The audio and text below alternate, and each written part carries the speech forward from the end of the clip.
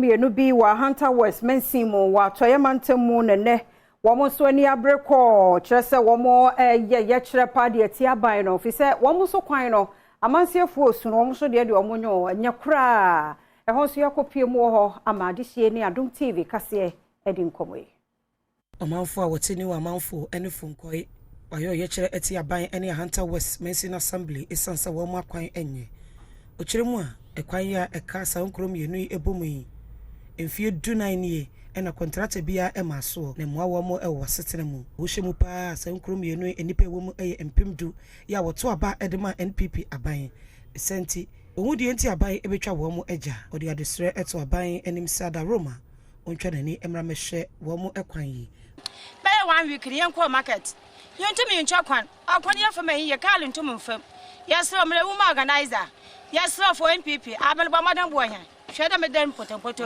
Me yemani na agu fam wo na meje ho meblede. Wa abatum kwami.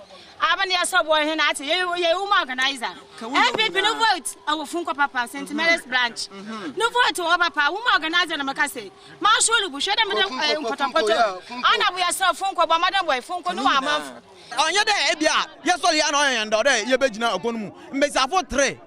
Ena wa bra one time on so de wo road no do.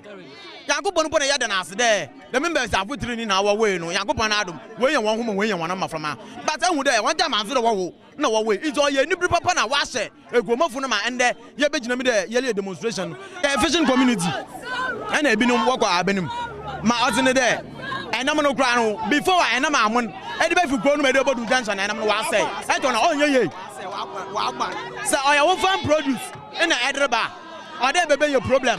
Papa, my entire car, my papa, son, and quarter one on home. And